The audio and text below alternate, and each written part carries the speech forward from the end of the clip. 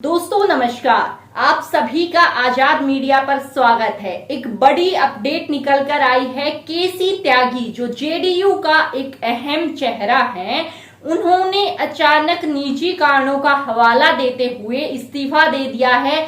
ऐसी जानकारी जेडीयू ने जो है साझा की है और नया जो पार्टी का प्रवक्ता है, राष्ट्रीय प्रवक्ता, वो चुन लिया गया है। क्या है इसका अहम कारण? क्योंकि केसी त्यागी अपने बयानों को चलते, जो उन्होंने बयान दिए हैं उनके चलते एनडीए और जेडीयू दोनों की जो पार्टियां हैं उनसे थोड़ा बाहर दिखी। एनडीए को इससे खासी दिक्कतें हुई क्योंकि कई सारे बयान, आपको सारे बयान दिखाएंगे और आप जरा जानने और समझने की कोशिश कीजिएगा कि क्या सिर्फ निजी कारण ही इस्तीफे के पीछे है या फिर बीजेपी के खिलाफ या कह लीजिए एनडीए की पार्टी लाइन से बाहर किए गए बयान उनको भारी पड़ गए। तो विस्तार से इस खबर पर जानेंगे और समझेंगे आखिर क्या है पूरा मामला। सबसे पहले आप अपनी स्क्रीन पर दोस्तों खबर आगे देख सकते हैं कि बयानों के कारण पार्टी में काफी असंतोष था। केसी त्यागी जो जेडीयू के एक लंबे समय से प्रमुख चेहरा रहे हैं, उन्होंने कुछ पिछले समय में ऐसे बयान दिए जो पार्टी की आधिकारिक लाइन से अलग थे। उन्होंने कई मौकों पर पार्टी नेतृत्व या अन्य वरिष्ठ नेताओं से परामर्श किए बिना बयान जारी किए। इसका कारण पार्टी के भीतर असंतोष की स्थिति जो है उत्पन्न हो गई थी और यह स्थिति धीरे धीरे काफी ज्यादा गंभीर बन गई। जी हाँ, ये बात कर रहे हैं हम जेडीयू पार्टी की। उसके बाद एनडीए पर भी आते हैं दोस्तों कि एनडीए को भी इससे जो है काफी दिक्कतें होने लगी थी। आप अपनी स्क्रीन पर खबर आगे देख सकते हैं कि एनडीए में भी मतभेद की खबरें भी हो सकती हैं। इसकी वजह कि त्यागी के बयानों के कारण सिर्फ जेडीयू ही नहीं बल्कि एनडीए के भीतर भी मतभेद की खबरें सामने आई। खासकर विदेश नीति के मुद्दे पर उन्होंने इंडिया गठबंधन के नेताओं के साथ सुर मिलाते हुए इजरायल को हथियारों की आपूर्ति रोकने के लिए एक साझा बयान पर हस्ताक्षर कर दिए। यह कदम जेडीयू नेतृत्व को असहज करने वाला था और इससे पार्टी के भीतर और बाहर वाद विवाद जो है वो बढ़ गया। इसी के साथ आपको बता दें कि न केवल ये बयान बल्कि अग्निवीर को लेकर, जातीय जनगणना को लेकर और एक अभी जो मुद्दा आया है असम में नमाज पर रोक जैसे मुद्दों पर इन्होंने पार्टी लाइन से बाहर या फिर कहिए कि अपने निजी बयान दिए जो शायद एनडीए को खटक गए और इनका जो इस्तीफा जो है निजी कारणों से आ गया।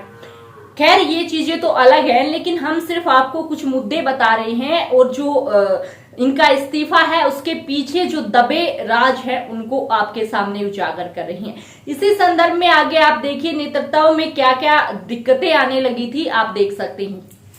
दरअसल इसके अलावा त्यागी ने SC/ST आरक्षण पर सुप्रीम कोर्ट के एक फैसले पर बिना पार्टी से चर्चा किए बयान जारी किया जो पार्टी नेतृत्व को नागवार गुजरा। इसी तरह लेटरल एंट्री के मुद्दे पर भी उन्होंने अपनी व्यक्तिगत राय को पार्टी की आधिकारिक राय के रूप में पेश किया। त्यागी ने कई बार अपने निजी विचारों को पार्टी के विचारों के रूप में प्रस्तुत किया, जिससे पार्टी की छवि और नेतृत्व पर सवाल उठने लगे।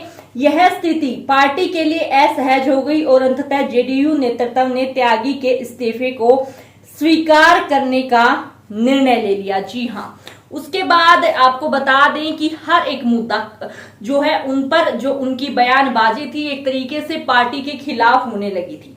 जो विपक्ष काम करता था वैसी जो है उनकी विचारधारा हो गई थी और शायद इसी का खामियाजा उनको भुगतना भी पड़ा।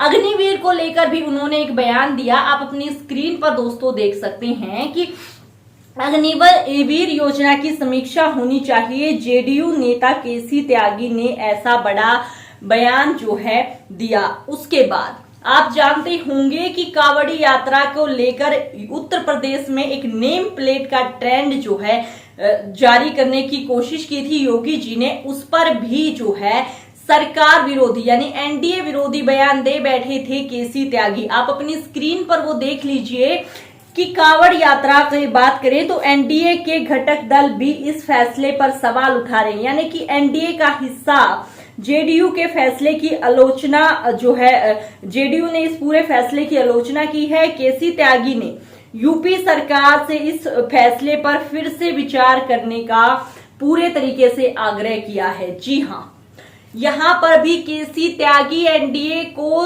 आंखें दिखाते नजर आए कि हम तो इन मुद्दों पर जो है सहमत नहीं है।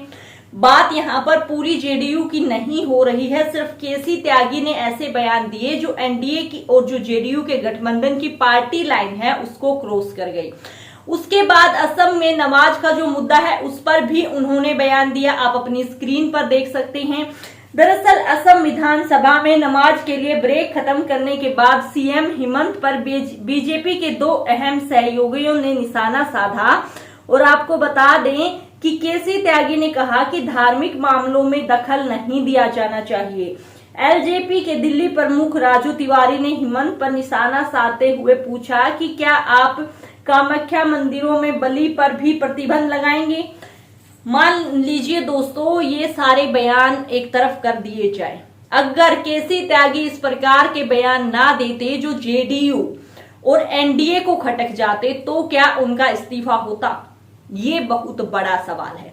अब जेडीयू और एनडीए में सबसे बड़ा मुद्दा हम आपको जो है इन चीजों को छोड़कर समझाते हैं। अभी तक तो हमने आपको बताया कि आखिर क्या क्या वजह हो सकती है जिसकी वजह से बीजेपी या एनडीए का हाथ इसमें हो सकता है, लेकिन आपको बता दें कि बार बार गठबंधन सरकार पर सवाल उठ रहे हैं क्योंकि मोदी जी को गठबंधन राजनीति शायद चलानी ही नहीं आती है। हर बार इसमें मतभेद या फिर अलग अलग नेताओं से विचार विमर्श की ये राजनीति मोदी सरकार को इस बार महंगी पड़ रही है, क्योंकि लगातार दिन प्रतिदिन ऐसी खबरें निकल कर आती हैं जो जेडीयू और एनडीए या फिर जो अन्य दल हैं जिनके साथ गठबंधन में सरकार है, वो कहीं न कहीं मोदी सरकार के लिए दिक्कतें पैदा करते हैं।